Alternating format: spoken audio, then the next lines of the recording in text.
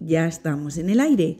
Quédate y disfruta de todos los aprendizajes que hemos preparado para que la barbería de tus sueños sea pronto una realidad. Cada capítulo con sus invitados serán píldoras cargadas de valor para que nada ni nadie te limite. Soy Erika Vera y te doy la bienvenida a este rincón en el que encontrar información, motivación y un montón de claves para conseguir materializar tus sueños.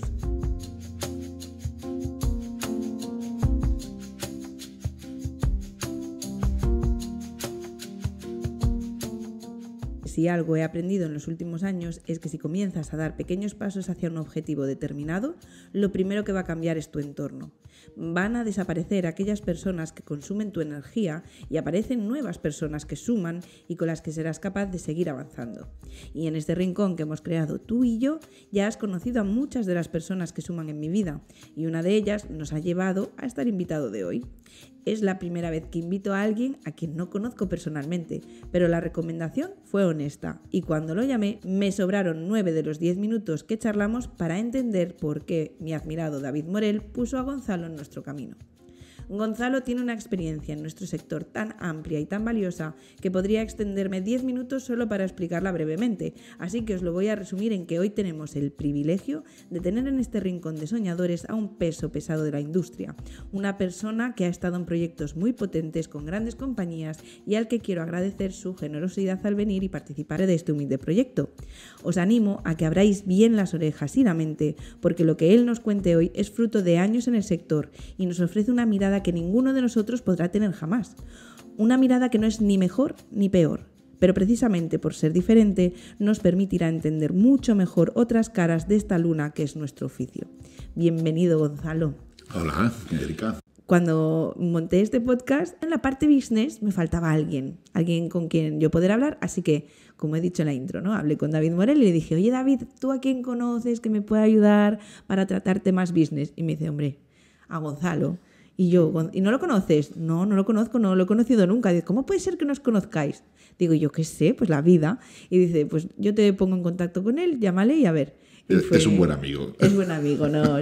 Y cuando él quiere de verdad, ¿verdad? Sí, desde luego. Así por que, eso son amigos. Efectivamente.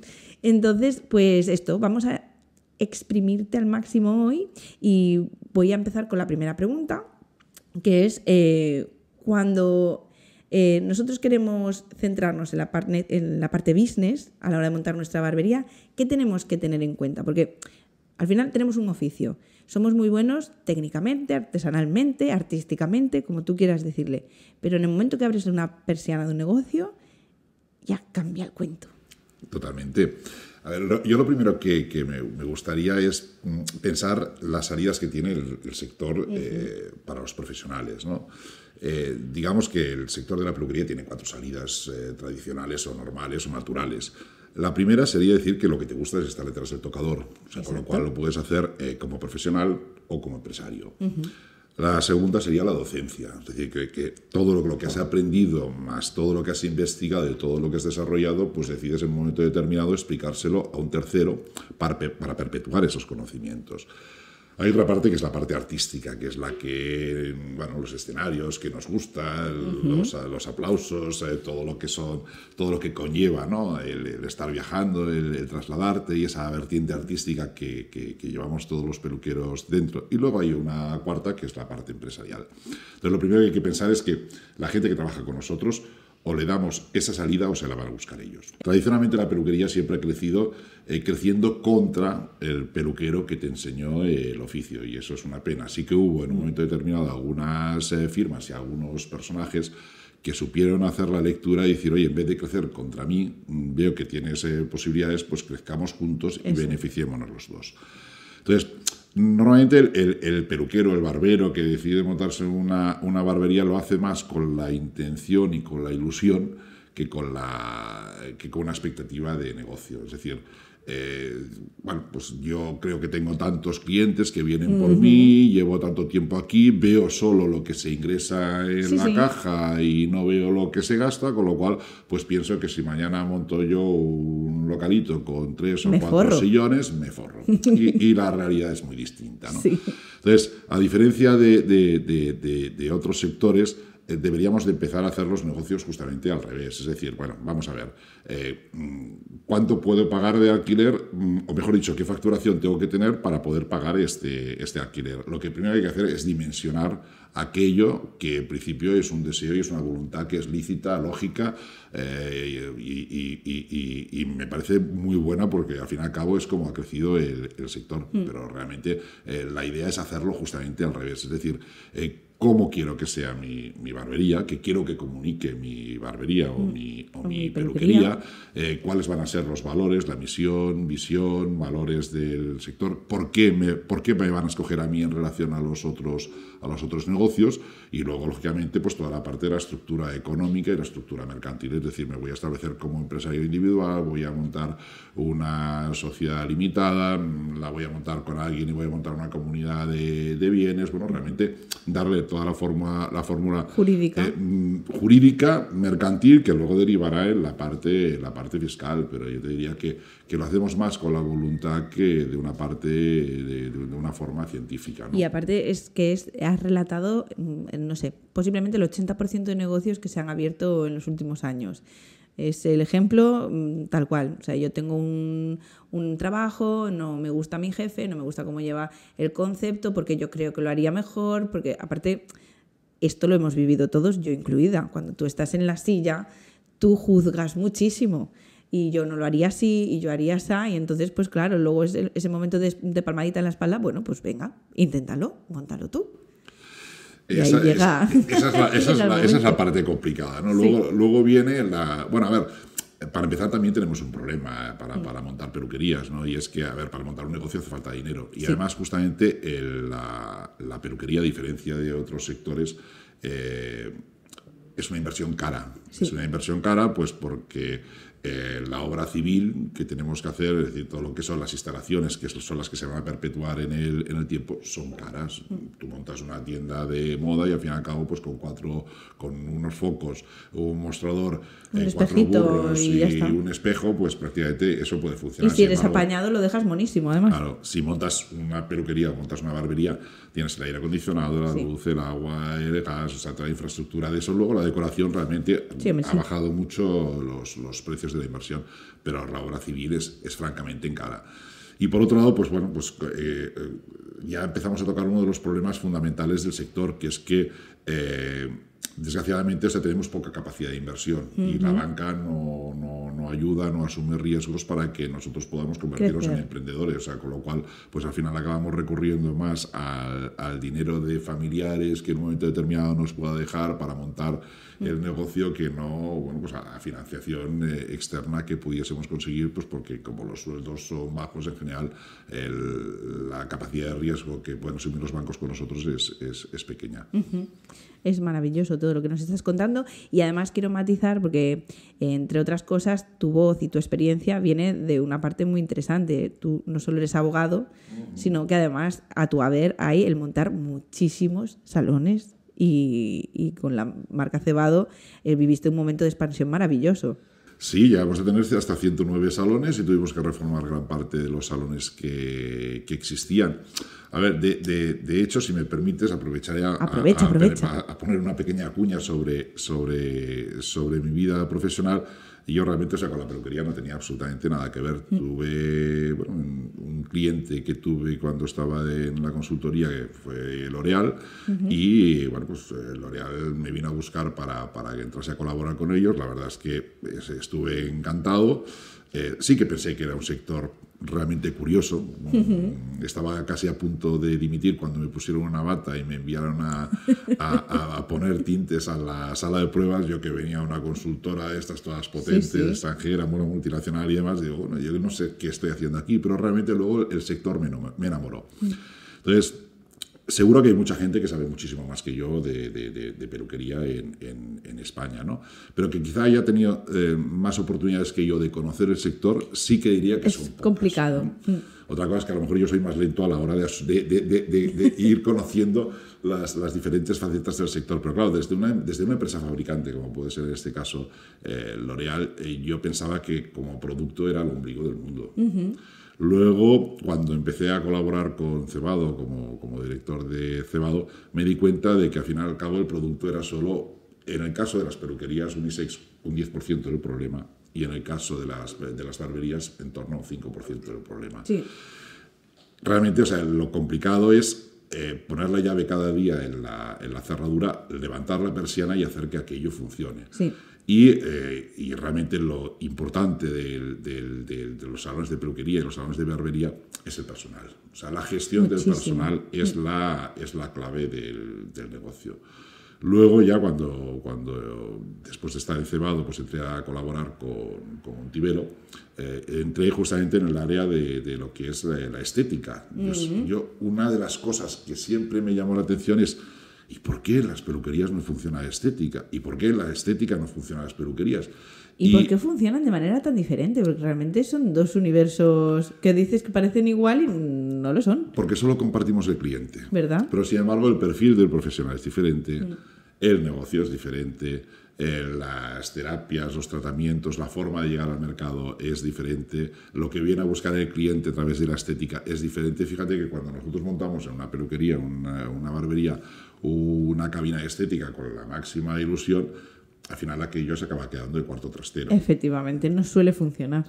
Entonces, ¿y por qué? Pues porque el peluquero entiende de peluquería, pero no entiende de estética. Claro. La estética siempre está al final del salón, en un cuartito. Inclusive las personas que estamos trabajando dentro del salón no sabemos ni qué tipo de servicios se están ofreciendo los clientes que se están desarrollando ahí. Nadie vende para que la gente pase a la estética, y eso es lo que al final se traduce en que la estética pues se convierta en un centro de coste, hablando de negocio, ¿no? Sí.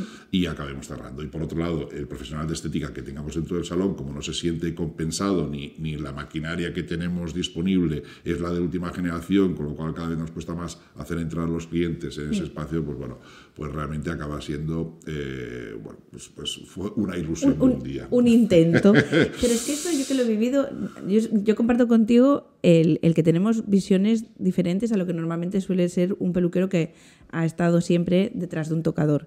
Porque por mi experiencia laboral también he podido estar un poquito en la parte de atrás y demás. Y algo que me llamó mucho la atención en los 5 años que pasé observando peluquerías de toda España era en ver los diferentes negocios que habían y cómo se interrelacionaban y demás.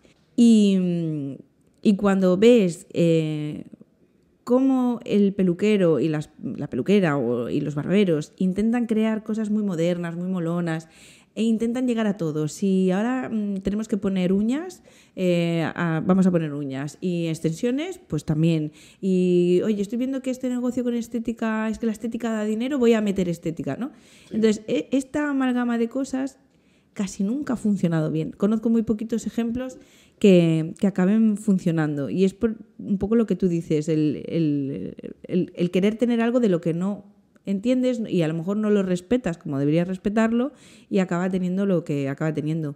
Yo al sector de la estética, por ejemplo, lo admiro mucho por precisamente cómo han sabido posicionarse y crecer y crear una percepción social muy distinta de la nuestra. Bueno, es que la peluquería, digamos que no está pasando sus mejores momentos. No, si quieres lleva años. Pero sin embargo, a la estética le pasó ya antes. Porque donde antes... Sí.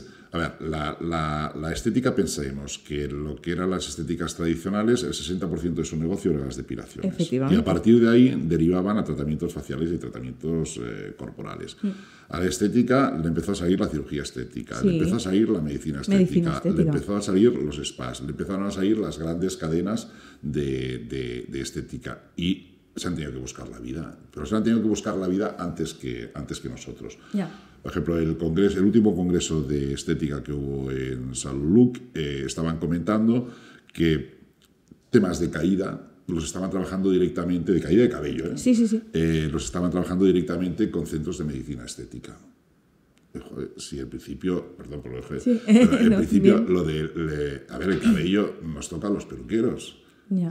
Empecé a investigar y resulta que solo el 5% de los productos para la caída de cabello se venden en peluquerías. Madre. Entonces, a veces intentamos absorber negocios que no son los nuestros, no son sobre los que entendemos, por ejemplo, el tema de uñas, tema de estética y otra serie de negocios complementarios al mundo de la belleza, y estamos regalando lo que debería de ser nuestro propio negocio. nos falta un punto de visión empresarial que tenemos que empezar a trabajar. Todos juntos. Y yo te diría que uno es ese y otro es la proyección del negocio en el mercado. Porque, bueno, yo no sé si quieres que lo toquemos ya directamente. Tú dale. Ese tema. Tú dale. Pero surja. creo que el peluquero tenemos una cierta tendencia a vivir en nuestro micromundo. Creemos que, bueno... Hay palabras, perdona que te interrumpa, Gonzalo, que se repiten mucho en estos capítulos, y una de ellas es endogamia. Somos como endogámicos, o sea, es que consumimos por y para nosotros y de nosotros. Y nos cuesta mucho abrir la mente. No solo abrir la mente, sino comunicar lo que estamos haciendo. Fíjate, te voy a poner un ejemplo. En el mes de abril se abre en el Museo del Louvre, en París, una exposición sobre cabello. Participa un peluquero español con una innovación absolutamente extraordinaria. ¿Has oído hablar tú del tema? No. ¿Te ha llegado de los medios de comunicación? No, es como estoy deseando bichearlo ya en el móvil, ponerme a buscarlo. Es impresionante lo que ha hecho. Le han llamado desde el Museo del Louvre, la primera exposición que se hace sobre cabello. ¿Quién es? Alexis Ferrer. Alexis Ferrer. Para que lo busquen nuestros oyentes. Y realmente, o sea, no es noticia. O sea, es alucinante que un español ha conseguido llevar el cabello al Louvre y no se ha hablado de esto. Hubo una convención, cuando aquí hubo una convención en Barcelona, ahora estamos en Barcelona grabando este podcast, hubo una convención con 3.500 peluqueros de todo el mundo. Sí. Las noticias salen en un mínimo recuadro. Es que eso es lo que tenemos que reclamar. El problema no es el sector, el problema es nuestro. El problema es que no somos capaces de llegar a la consumidora o al consumidor y explicarle qué es la peluquería. Ese es el problema por el cual nuestros tickets medios son bajos. Sí, totalmente de acuerdo. Es curioso que, fíjate, tú que vives cerca de Portugal, en Portugal había lo que se llama el título de maestría industrial. Portugal, en principio, es un país que con 20% más pobre que España. Sin embargo, los precios de las peluquerías son 20% más altos que en España. Hacen las cosas un poquito diferentes nuestros queridos portugueses. Sí, pero yo te diría que no es mérito de ellos, sino es de mérito nuestro. Porque nuestro sector estaba acostumbrado, yo que vengo del paleolítico de la peluquería ya, por la edad que tengo, yo me acuerdo cuando comentaba con mis colegas extranjeros, europeos, que aquí teníamos una media de 11,8 visitas de la consumidora al año en las peluquerías. Nos decían, es que flipamos, porque en Italia estaban ya en 9, en Alemania estaban en 7, en Inglaterra estaban en 6, en Francia estaban en 6. Claro, nosotros teníamos una clientela semanal que bueno, era un auténtico lujo. Aunque pagasen poco, la rotación nos daba margen. Pero el problema es que ahora estamos con una media de visitas de 4,5 veces al año. Entonces, el sector tiene que cambiar, el mercado nuestro ha cambiado. ¿Y en qué hemos cambiado nosotros? Nada, en absolutamente nada. Es que esa es una realidad. Tú fíjate, coge una imagen de una peluquería de principios del siglo pasado. No te hablo de este. No. Y coge una imagen de una peluquería de hoy. Salvo las el papel pintado. Todo es exactamente igual. No hemos cambiado para nada. Y si no somos capaces de comunicar lo que hacemos, no existimos. Nos convertimos en un servicio casi higiénico cuando deberíamos estar mucho más cerca de la moda que el posicionamiento que tenemos. ¿Y no crees que es que a veces perdemos mucho tiempo en batallas que no deberíamos ya lucharlas? Porque al final creo que nos descentramos. Nos parece importante algo cuando estamos perdiendo el foco de lo verdaderamente importante. Yo, por ejemplo, en el IVA, que hay una lucha por el IVA, y yo digo, chico, está genial y agradezco mucho el esfuerzo de muchos compañeros que están haciendo por el IVA, pero es que a mí no me importaría pagar un 21% si pudiera cobrar más cara a la hora de trabajo. Porque al final el problema es que es el 21% de muy poco. Y queda muy poco. Yo necesito que el ticket medio en España suba, porque toda la vida ha subido, y si no tenemos unos precios acordes a los gastos que tenemos, entonces es insostenible, acabaremos pagando por trabajar. Entonces, que sí, que yo no digo que no luchen por el IVA, pero o paralelo, o que se haga un esfuerzo mayor por intentar prestigiar el oficio y por hacer que la gente valore lo que hacemos y por comunicar, como estás bien diciendo, el por qué vale lo que hacemos. A ver, mira, Erika, el tema del IVA, yo lo entiendo desde el punto de vista de que si nos considera un servicio esencial, este es el debate. No podemos tener un IVA del 21%. No, claro. Ahora, yo creo que tampoco es la solución del sector. No. Seamos realistas. Cuando empezó el IVA en España, la peluquería iba con el IVA, que había en aquel momento que creo que era el 12 o el 14%, sí. O sea, el tipo general, ¿no?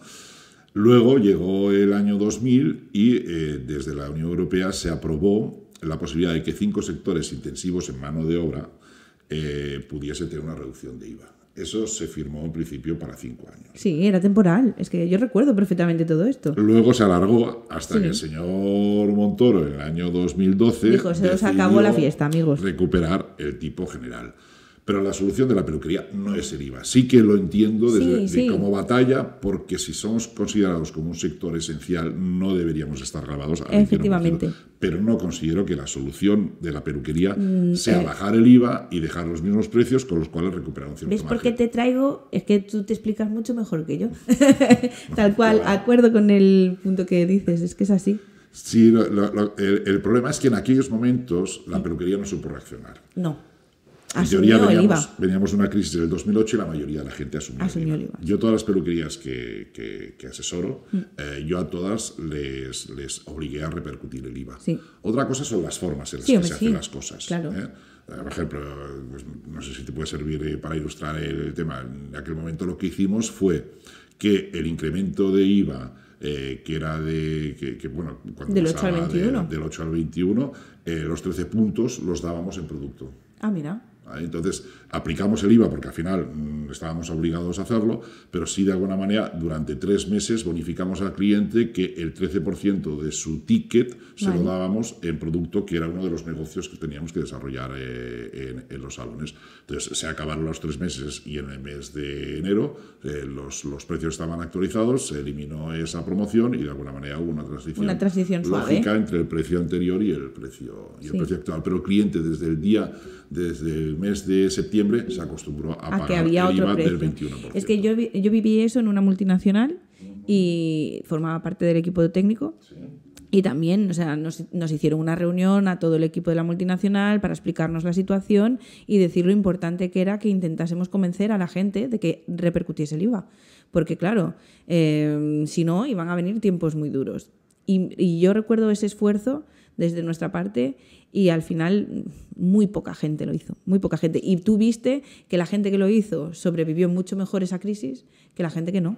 Bueno, de hecho, seamos realistas, hoy por hoy sobreviven mucho mejor o viven mejor las peluquerías con tickets medios altos que no la peluquería. Es que pensamos que el ticket medio en España está sobre los 26 euros. Es increíble. Es que 26 euros, ¿cuántas horas? O sea, y la estancia medio de un cliente en una peluquería, en el caso de las mujeres, es 1 hora. Sí. En el caso de los hombres, oscila entre los 30 y los 35 minutos. Es que tenemos un problema, porque además el ticket medio de barbería todavía inclusive es más bajo. Entonces, aquí tenemos otra lucha. Claro. Yo ahora, mi frente, y lo digo cuando doy algunas conferencias, es que el peluquero, como oficio, cobre lo mismo que cobran otros oficios. Eso sería lo ideal. Sí. Si tú vas a llevar el coche al taller, te van a cobrar 60, 70 euros la hora. Mínimo. 80 euros la hora. Sí. ¿Vale? Resulta que tú estás acercando el coche ahí, dejan tu coche y cogen otro. Sí. La peluquería, sin embargo, trabajan el 50% del tiempo, tú estás poniendo toda la infraestructura y además el precio ahora que estamos cobrando nosotros por término medio, el precio ahora que se está pagando al colaborador por término medio está sobre los 11 euros. Sí. ¿Cómo podemos conseguir que no se sostiene ese empuje a la peluquería? Ese es mi objetivo ahora. Los peluqueros y los barberos se han convertido en expertos gimnastas financieros. Sí. Mueven de aquí, cogen de allá, lo ponen por allá y al final no tienen un negocio rentable. Porque la peluquería, la peluquería no, todos los negocios en general, hay que confundir, o mejor dicho, la gente confunde lo que son 4 áreas fundamentales dentro de la economía. Una cosa es la contabilidad, que es lo que te hace el gestor. El gestor. Y además te presenta los impuestos, te hace las nóminas, etcétera, etcétera. Pero la contabilidad está delegada al gestor. Pocos peluqueros o pocos empresarios, te diría yo, inclusive, saben interpretar lo que es una cuenta de explotación y saben interpretar lo que es un balance, que es lo que hacen ellos. Otra cosa es la gestión.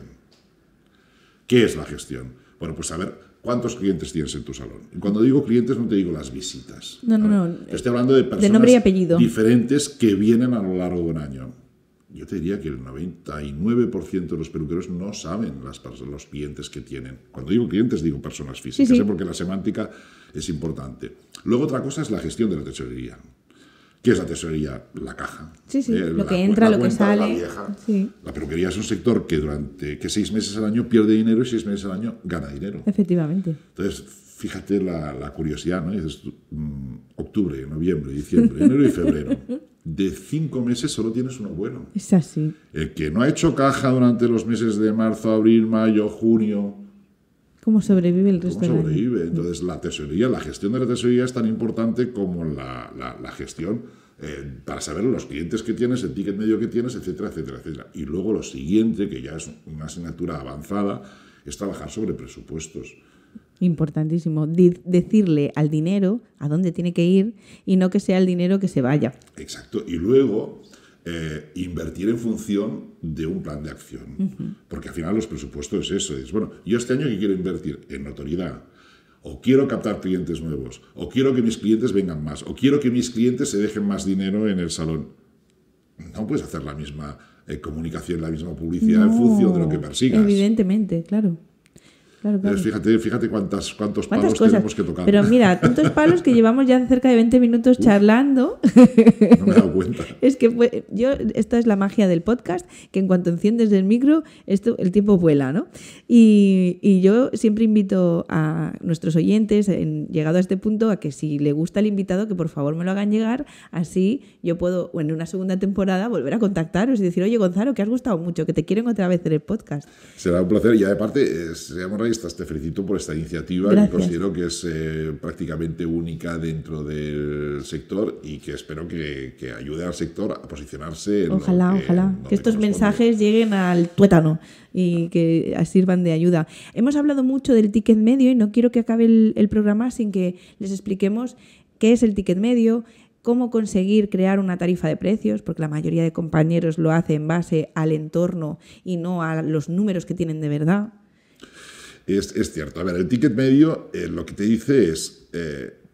a ver, en el fondo es una estadística. Ya sabemos que hay verdades, mentiras y estadísticas. Efectivamente. ¿No? Entonces, bueno, si, Erika, tú tienes 2 coches y yo no tengo ninguno, la media es 1. Es 1 para cada uno. Tú vas en coche y yo voy andando, ¿no? Sí. Entonces, el ticket medio al final es un poco lo mismo. Pero esa mentira... cuando la extendemos en el tiempo nos dice mucha información. Okay. Para calcular el ticket medio lo primero que tenemos que hacer es coger el total de los ingresos, quitarle el IVA. Sí, es que eso es importante. Pero importante. Sí. Quitarle el IVA no es quitarle el 21%. Quitarle el IVA es dividir por 1,21. Exacto. Porque resulta que si estamos quitando el 21% estamos regalando dinero a Hacienda. ¿Vale? Entonces, imaginemos que hemos ingresado 121 euros, para poner números sencillos. Si le quitamos el IVA, nuestra base imponible significa que hemos ingresado 100 euros. Si hemos hecho 4 clientes, dividiríamos los 100 euros entre los 4 clientes que han venido y eso significa que cada ticket medio, 100 euros dividido entre 4, nos da 25 euros. Vale. Y ese sería nuestro ticket medio. Otra cosa es cuáles son nuestros precios y por qué ponemos esos precios. Como muy bien apuntas, nos damos una vuelta por el barrio y vemos los precios que tienen nuestros competidores. Bien, esos pueden servir y puede ser que hasta funcionen, pero realmente no son nuestros costes, no tienen nada que ver y no van asociados a nuestros costes. Es que a lo mejor el vecino tiene el local ya pagado y se puede permitir tener unos precios más económicos porque no pagan ni alquiler ni hipoteca. Por ejemplo. Ese es el tema. No es lo mismo tener una peluquería en la zona centro de, por ejemplo, en Madrid, en Ortega y Gasset, que tenerla en otro barrio en Carabanchel. Es que hablamos de miles de euros de diferencia. Claro, de hecho, o sea, las grandes distribuciones de alimentación, ahora que están tan en boga y tan en el punto de mira de todo el mundo, los precios de los productos no son los mismos en toda la cadena. ¿Por qué? Porque los costes de explotación son diferentes. Entonces, yo tengo mi sistema, que no quiere decir que... O sea, es el más sencillo, no es el más científico, pero es el más sencillo para poder calcular el coste, que es decir, bueno, si la masa salarial de los salones de peluquería debería de estar, para que si tuviésemos unas cuentas equilibradas, en un 50%, yo lo que hago es coger toda la masa salarial de todas las personas que trabajamos ahí y lo divido y voy a buscar el precio por minuto. Perfecto. ¿Vale? Entonces, si por ejemplo, un corte de cabello, Sí. pongamos que estamos 20 minutos con un hombre, lo que haría es coger el coste que me da por minuto, multiplicarlo por 20. Exacto. Y eso multiplicarlo por 2. ¿Vale? Porque al multiplicarlo por 2, estoy llevando lo que es un porcentaje del 50% a 100%. Perfecto. Y además le sumaría el producto que le estoy poniendo. Vale. Pongamos el caso de que a mí me sale un coste por minuto de €1 para hacer Sí. una base No sencilla. no vas mal encaminado. Pongamos que me sale €1 por Un minuto. euro por minuto. Entonces, digamos que si yo estoy 20 minutos con el cliente, Debería estar cobrando el precio 20. debería ser de 20. Pero como al fin y al cabo el coste de la masa salarial es el 50% de lo que representa el resto de costes del salón, esos 20 euros debería de multiplicarlos por 2. Claro. Y ese corte debería costar 40 euros. Es que eso, ¿ves? Por eso te decía al principio, es que mi lucha es, yo que hago los números de mi barbería, es como, es que debería estar cobrando el doble. Y yo ya estoy cobrando muy por encima de la media de mi ciudad. Y digo, esto es lo que no es justo. El verte limitado por un constreñimiento general, por un miedo a pedir lo que... Porque la gente está dispuesta a pagar si lo vale, que esto es un gran miedo que hay. Tú no tengas miedo, si tú ofreces un servicio bueno, yo utilizo mucho la palabra ayuda. Si tú eres una ayuda para el cliente, porque además la venta es ayudar, y tú eres un asesor y demás, la gente te lo va a pagar. O sea, ¿qué pasa? Que ya hemos acostumbrado al cliente a creer que lo que hacemos es fácil, se lo pueden hacer ellos, lo pueden sustituir, Hemos dejado, y con perdón porque sé que tú has trabajado en grandes marcas, pero hemos dejado que grandes marcas se hayan apropiado de una comunicación que tenía que ser nuestra. Sí, por demérito nuestro. Sí, exacto. Esa es la realidad. A ver, siempre hemos ido a remolque de las grandes marcas, pero permíteme que dé un mini paso hacia atrás. ¿Vale? Sí. El problema es que todas las peluquerías venden lo mismo.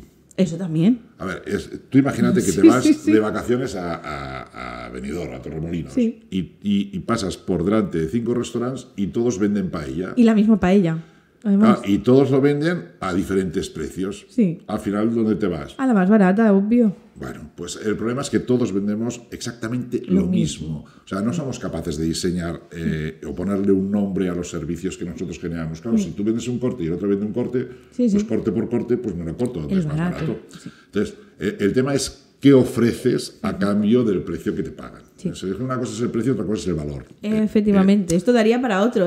Mira, Gonzalo, yo creo que vamos a tener que grabar la sección. Tengo la sección de Ajuar, que también con los chicos de Ajuar hemos dicho, chico, hay que crearos una sección. Vamos a tener que crear la sección de Gonzalo. No, que va.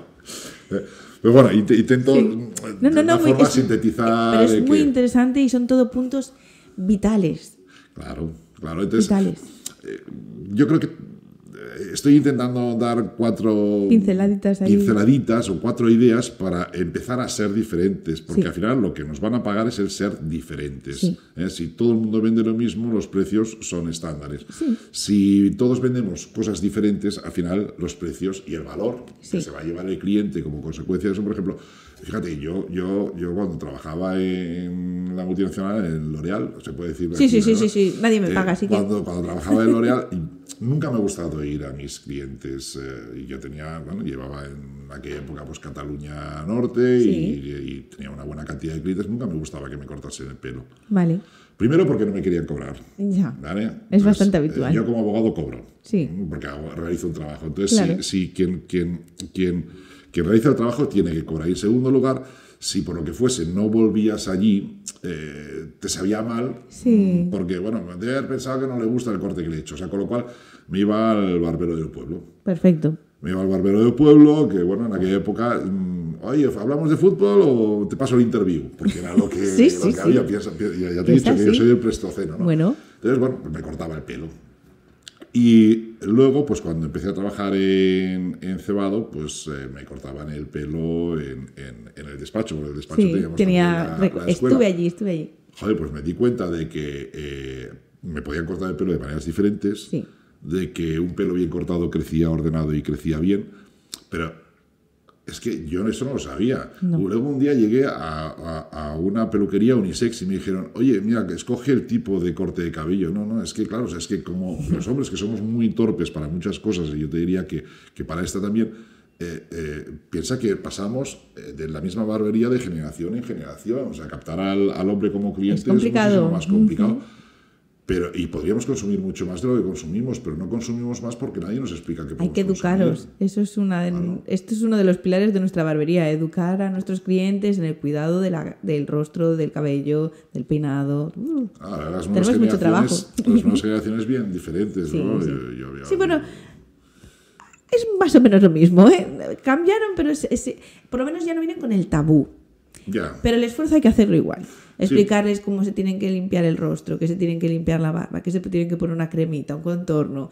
Esto todo hay mucho trabajo por hacer, pero eso es maravilloso porque son una oportunidad. Esas son oportunidades de negocio, pero tú fíjate, por ejemplo, si tú regalas un pulido de uñas a Sí. un hombre, es difícil que un hombre te entre directamente en la manicura. Bueno, tenemos alguno, ¿eh?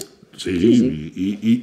Y estaremos ahí. Sí. Pero si tú le haces un pulido de uñas, luego cuando le crezcan las uñas Se va a notar la diferencia. Se va a dar cuenta de que tienes, da la sensación de que no están limpias esas uñas, ¿no?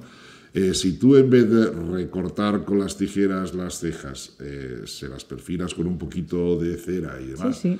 O sea, son servicios que podríamos estar haciendo a diario en nuestros salones con los hombres y no los hacemos. Nosotros Y lo sin tenemos embargo, implantado y claro. te aseguro, nosotros decimos que el bautismo es gratis. Y esto es un canal de entrada que tenemos que es la depilación de nariz y orejas con cera. Y el bautismo es gratis porque nos hace mucha gracia. Hacemos fiesta, ¿eh? O sea, esto es una fiesta. Tenemos al cliente ahí con los palillos y es un momento de diversión. Hombre, si el cliente no entra en el juego, no entra en el juego. Lo hacemos de manera profesional, pero intentamos que sea de una forma divertida. Lúdica, sí. Y entonces el bautismo, que es gratis, claro, ¿qué le pasa? Que en cuanto vuelve a sentirse ese pelo y que se le sale por la nariz y que queda feo, ya es él el que te lo pide. Claro. Que no hay más. O sea, cuando tú tienes a un cliente que no tiene una educación en el cuidado, basta con que le regales ese primer mimo para que el segundo ya te lo pida él. En plan, ay, Dios mío, es que ya necesito pues mi manicura, mi depilación, mi todo. Y además sobre el corte, sobre el precio del corte tiene referencias, porque todo el mundo lo Sí. ofrece, pero sin embargo sobre esto no. Nada. Y a veces acaba pagando más sobre estos Tal cual. servicios extras Te lo aseguro yo. que realmente sobre el servicio principal que ha venido a buscar. Es que es así, es el aumento del ticket medio. En lo que hablábamos antes, retomando un poco la conversación, o sea, primero tenemos que tener claro qué tarifas tenemos que cobrar.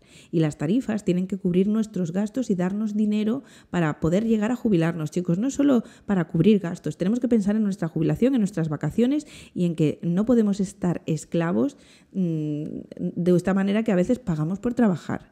Entonces, una vez tenemos tarifas, una vez tenemos ticket medio, hay 1000 estrategias para poder cobrar más por clientes. A ver, el ticket medio es, ¿qué se está gastando? ¿20 euros? Pues vamos a crear una estrategia y además vamos a dar pasitos pequeñitos. Vamos a dar una estrategia para que pague 21. Y el mes que viene a lo mejor voy a hacer una estrategia para que pague 21,5. Poco a poco. Pero si me permites, Erika, Dale, sí. fíjate, yo cuando empecé a colaborar con muchos peluqueros, la suerte es que yo tengo, así como normalmente las revistas pues salen las estadísticas sobre el selling, Sí. es decir, lo que se vende a las peluquerías y cómo está el mercado y demás. Yo al tener peluquerías de toda España a las que le sigo la gestión, pues tengo información. Por eso he dicho que es un privilegio tenerte a ti. Y entonces, por ejemplo, yo hasta hace relativamente poco tiempo, digamos que hasta la época del COVID, yo sí que iba buscando maximizar los beneficios mejor dicho, maximizar los ingresos del negocio, ¿no? Vale. Desde que regresamos del COVID y se volvió a establecer una cierta normalidad, ahora lo que voy a buscar es el punto de equilibrio donde se maximicen los beneficios, si me explico. Venga. Otro de los problemas endémicos de la peluquería es que viernes y sábados tenemos la sensación de que no somos suficientes, ni el espacio ni siquiera nos cunde, o sea, con lo cual acabamos cogiendo personal que luego entre semana prácticamente está sin hacer nada. Sí. Entonces, también como empresarios, nuestro objetivo o nuestra lucha tiene que ser capaces de dimensionar la peluquería para que todo el mundo se gane bien la vida, ¿vale? O sea, no ser más de los que tenemos que ser para repartirnos la miseria entre muchos, Muy buena sino frase. ser realmente aquellos que necesitamos. Y te voy a ilustrar un caso. Si tú realmente tienes un negocio bien posicionado, tienes una buena carta de servicios, el cliente te valora el trabajo que tú estás haciendo, te paga el precio que tú le estás pidiendo.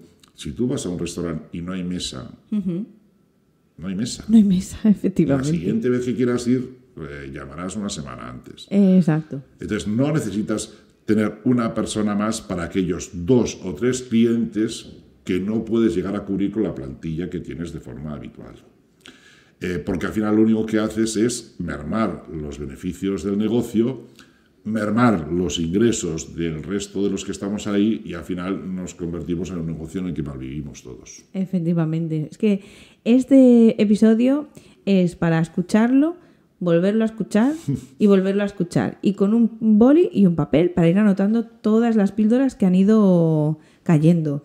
Yo, Gonzalo, de verdad es un placer haberte conocido en persona.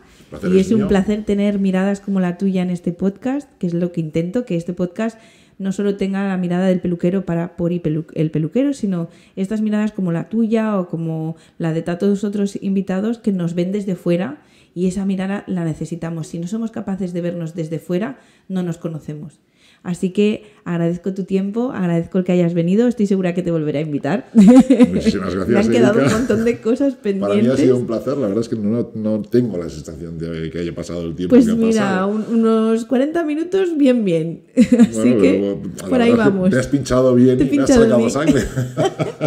Mira, lo que sí que te voy a contar es que nosotros en este programa, al final del episodio, abrimos las puertas del universo. Yo me pongo un poco mística, porque es así. Yo soy una manifestadora nata. He intentado siempre trabajar por lo que quiero y verlo y visualizarlo y conseguirlo. Entonces, pues yo abro el universo para mis invitados y te voy a pedir que nos cuentes un deseo que tú tengas que quieras que se cumpla este año. ¿Tiene que ser un deseo en relación al sector? No, el tuyo, lo que tú quieras que se cumpla. A ver, mi deseo sería muy tópico y muy típico, y más después de ver el mundo cómo está funcionando, ¿no? Me encantaría que hubiese paz en el mundo, que no hubiese terremotos en Turquía y Siria, que me encantaría que las mujeres en Afganistán pues pudiesen estudiar y no tuviesen que ir con el burka. La verdad es que me gustaría todo aquello que fuese bueno para los demás, y me gustaría también que la gente pues fuese consciente de lo que tenemos y empiece a provocar cambios, porque creo que como sociedad también tienen que empezar a generarse cambios, porque quizá por un tema de edad y por el hecho de ser padre, pues no me gusta el futuro que se está dibujando. Ahí sí, considero que no sé si estarás de acuerdo conmigo, pero creo que solo salen grandes líderes en momentos difíciles de la historia, ¿no? Coincide así, sí. Y creo que ahora lo que hay deja mucho que desear. No los veo bien encaminados para saber hacia dónde. Hay una frase que me gusta mucho que dice que si no sabes dónde vas, cualquiera te puede llevar ahí, ¿no? Efectivamente. Entonces me da la sensación de que todos van dando bandazos solo para mantenerse en el sitio, pero no saben hacia dónde tenemos que ir. Yo no creo que tengamos líderes. Tenemos la función de líder se ha profesionalizado de alguna forma y se ha abierto a que cualquiera pueda ser presidente de un gobierno. Y esos líderes históricos que recordamos, pues parece como que no vayan a existir más. Entonces yo tengo fe, porque yo confío, soy una firme defensora de la generación de cristal, porque odio que les llamen generación de cristal. Esta generación que ahora todo el mundo dice, es que se frustran con facilidad y es que no sé qué. Digo, chicos, es que esta generación ha nacido entre crisis, no conoce la prosperidad, no conoce la libertad, no pueden luchar por algo que no conocen, y estoy convencida que nos espera un buen relevo generacional. Yo espero y confío mucho en toda la gente que tiene que empezar a tomar la iniciativa. Sí. Creo que ya es hora de que empiecen a sustituir a los que están. Sí, va a ocurrir. La vida es cíclica. Y bueno, chicos, que este programa se nos ha extendido un poquito, pero sé que os va a encantar, así que muchas veces me decís es que se me hace corto, pues este se hace un poquito más largo. Y de verdad, muchísimas gracias a todos los oyentes. Gracias, Gonzalo. Gracias, Erika. Os esperamos en los siguientes episodios y ayudarme, simplemente pues dándole me gusta, compartir, comentar. Además, me encanta leer vuestros comentarios. Y nada, nos vemos en el siguiente. Siempre digo nos escuchamos en el siguiente. Chao, soñadores. Tómalo. Gracias.